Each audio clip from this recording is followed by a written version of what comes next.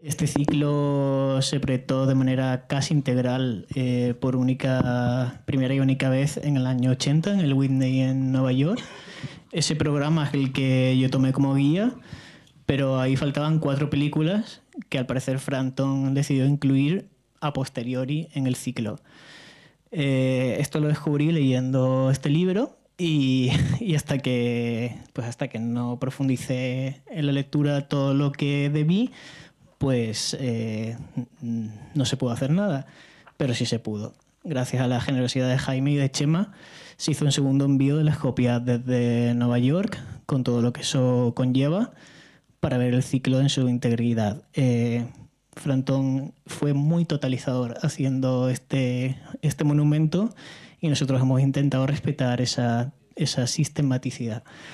En esta primera sesión vamos a ver 3 películas. Frampton comenzó a trabajar en este ciclo en Magellan, en la etapa en que abandonó Nueva York para mudarse a una granja en Eton con la fotógrafa Marion Faller y con su hijo, que es a quien vemos en la portada del programa, en la granja. Frampton dedicó la última etapa de su cine de su vida a Magellan, este ciclo monumental en el que estuvo trabajando desde 1971 hasta morir de cáncer en 1984. En la etapa anterior, al menos desde su película Surface Tension, había sido un referente del cine estructural junto a otros cineastas como Michael Snow, George Landon, Ernie Gere, Joyce Whelan o Ken Jacobs. En sus películas previas a Magellan, en cierto modo, había entendido el cine como una forma diferente de la propia escritura. En 1970 había realizado Sons Lema, una película sobre la lógica del lenguaje, un inventario de los modos de percepción y clasificación de la experiencia, relacionando elementos gráficos y plásticos. Y entre 1971 y 1972, inmediatamente antes de Magellan, hizo el ciclo Hapax Legomena. Como explica Michael Siret en este libro, que está dedicado por completo a Magellan, y que voy a utilizar no solo como referencia absoluta de información y de ideas, sino también como punto de partida en estas 5 presentaciones, citándolo directa o indirectamente. En Hapax Legomena, Frampton parte de lo que considera los 3 axiomas del cine, que son el encuadre, el ilusionismo fotográfico y la secuenciación, y realiza una catalogación enciclopédica de medios relacionados con el cine. La fotografía en Nostalgia, la narración en forma de guión en Poetic Justice, la interpretación dramática en Critical Mass, el vídeo en Traveling Mad, la pixelación como forma de animación en Ordinary Matter, la televisión en Remote Control y el diagrama gráfico en Special Effects. Según Frampton, Magellan prolonga e introduce nuevas vertientes en las exploraciones emprendidas por estas películas. Por un lado, continúa su proyecto metahistórico y sus exploraciones en torno al tiempo, la música serial, el lenguaje y la autobiografía. Y por otro, introduce en el proyecto de Magellan investigaciones sobre elementos plásticos y gráficos, el sonido o las herramientas electrónicas e informáticas digitales. Hay al menos 2 orígenes claros para Magellan. Por un lado, un manifiesto publicado en 1971, For a Metahistory of Film, que podéis encontrar traducido en el especial de Lumière al español, y 2 proyectos de instalación escultórica escritos en una carta de 1964, Clause of Magellan y Strait of Magellan. El segundo de ellos consistía en una especie de foto transparente con un friso suspendido entre 2 losas opacas paralelas. La idea era simplemente que se pudiera ver una de las losas opacas a través de la parte transparente, pero nunca las 3 losas al mismo tiempo. Nunca la obra completa.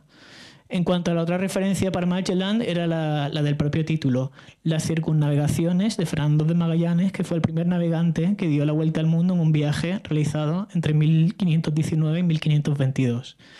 Frampton tomó como referencia los cuadernos de bitácora de los 5 barcos del viaje y el diario del viaje de Antonio Pigafetta, un diario que, por cierto, aparece hojeando Michael Snow en Sons Lema, en la imagen que sustituye a la letra A. Aquí vamos a ver la primera imagen. Me parece muy interesante compartir con vosotros el análisis que hace Shred en su libro sobre por qué Magallanes fue una inspiración para Frampton. Según Shred, Magallanes traspasó cada zona horaria psicolingüística circunvalando toda la experiencia humana. Seguramente Frampton relacionó la idea de circunnavegación con la de bucle temporal no lineal y con la idea de dar la vuelta al mundo, a su vez con la reversibilidad, la inversión, la duplicación y la palindromicidad. El viaje de Magallanes, en tanto que proyecto utópico en la tradición del modernismo de los cantos de Ezra Pound o de Ulises y Finnegan's Wake de Joyce, pudo ser un modelo para el proyecto utópico de Frampton en Magellan. En Magellan, Frampton trabajó en la indexación de los desafíos estéticos, historiográficos y conceptuales de la historia del cine, pero también de la historia del arte. Es posible que vinculara su proyecto modernista de investigación radical del arte con los logros del modernismo, como la exploración de los registros geográficos, astronómicos y lingüísticos, pero también con sus horrores, como el legado capitalista y colonialista, su lógica totalizadora. De ahí que en cierto momento Frampton también tuviera que recurrir a la ironía, tomando como referencia a Joyce, a Beckett, a Borges o a Duchamp. Tal y como Frampton imaginó, Magellan se trataba de un ciclo de 36 horas para ser proyectado durante un año aproximadamente, con películas pensadas para los solsticios y los equinoccios, las fases lunares o el propio cumpleaños del cineasta. Idealmente, Frampton había pensado en un ciclo formado por entre 830 y 1000 películas, 720 de ellas siendo películas de 1 minuto de duración, parte de la película que vamos a ver hoy, Straits of Magellan, que en sí misma es una serie. En 1981, Frampton predijo que había llegado a filmar un 50% de Magellan, que había montado y hecho copias de un 30% del material y que necesitaría otros 10 años para acabar todo. Incluso consideró la idea de terminar el proyecto en vídeo ante la duplicación de los costes de los laboratorios. En cualquier caso, lo que vamos a ver aquí, en estas 5 sesiones, son todas las películas que completó y que al menos están en distribución en 5 sesiones, pero no siguiendo el orden de ese calendario ideado, al fin y al cabo para un proyecto irresuelto, sino nuevas ideas y correspondencia entre las 26 películas que están en distribución. Frampton consideraba que la historia del cine era inmadura en comparación con la historia de la literatura o de la música. Pensaba que hasta que no existiera una historia que pudiese contener un análisis crítico y teórico consistente, no se podría imaginar un futuro para el cine. Por eso comenzó con este proyecto de metahistoria cinematográfica con la idea de rehacer el cine como debería haber sido, incorporando tanto su pasado como su potencial. En la presentación de la siguiente sesión explicaré mejor el proyecto metahistórico de Frampton, pero ahora me gustaría señalar, en relación con la primera película que vamos a ver, Public Domain, que Frampton probablemente tenía la idea de que la historia del cine, con H mayúscula, podría ser insuficiente como para poder realizar su metahistoria. Convencido de que ante la tirada de película nada distingue un metraje de una obra terminada, empezó a buscar nuevas formas en lugares insospechados. Pasó medio verano en la Paper Print Collection en la Library of Congress en Washington, viendo películas primitivas, algunas anónimas, educativas, científicas, burlescas, obras que en definitiva no forman parte de la historia oficial del cine.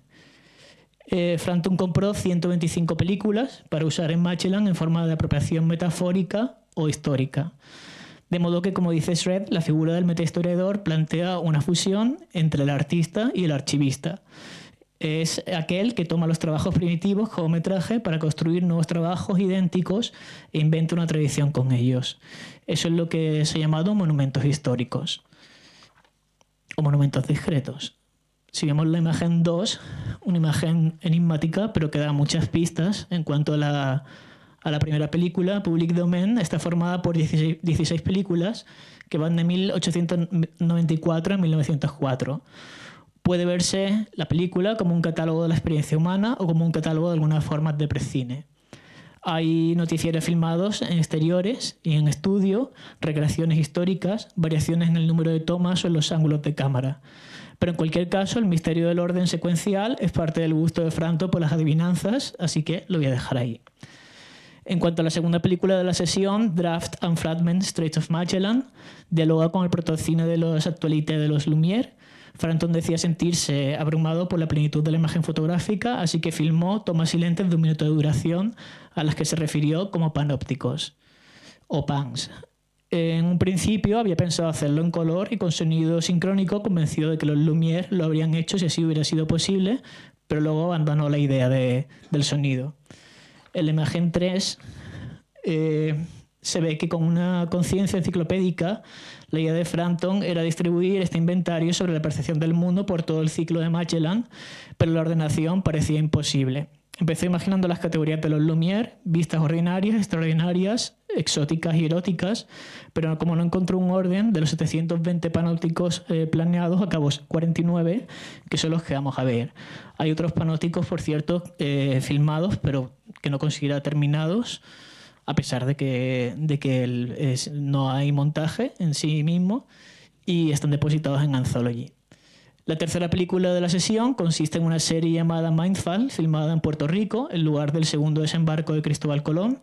El punto de partida es el montaje vertical, en este caso de Eisenstein. Iremos viendo cómo cada película dialoga con un cineasta o con una estrategia formal de filmación o de montaje. El punto de partida es este montaje vertical, esta idea de imagen acústica, que funciona como si el sonido creara la imagen de aquello que supuestamente produjo esa imagen. Por ejemplo, vemos un cactus espinoso y luego escuchamos el sonido de un taladro. Más allá de las connotaciones, que es algo por lo que Frontón tiene una gran predilección, la idea de connotación y denotación, más allá de las connotaciones fálicas o sádicas, Frontón corta una imagen suave en la que se ve agua. Entonces la valencia del sonido, y esto es propio de los escritos existenianos, cambia de inmediato. Por lo general hay una disyunción entre imágenes de la naturaleza y sonidos mecánicos asociados con la comunicación, como teletipos, imprentas o teléfonos. Y nada, espero que disfrutéis mucho de esta sesión, de esta fascinante sinestesia de Mindfall sobre todo, y que tengáis una buena proyección. Y gracias de nuevo a Chema.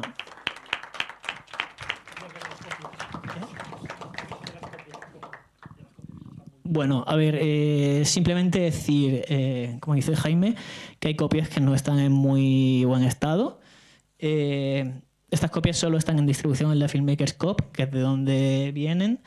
Hay muy pocos recursos en este lugar. La Filmmakers Cop es el lugar que fundó Mecas antes de Anthology. Y bueno, paciencia con eso. No hay otras copias, no hay otra alternativa.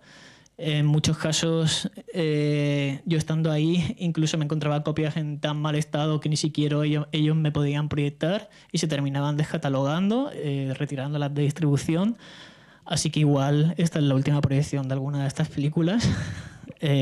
No os durmáis, por favor, y venid a las próximas sesiones. Gracias.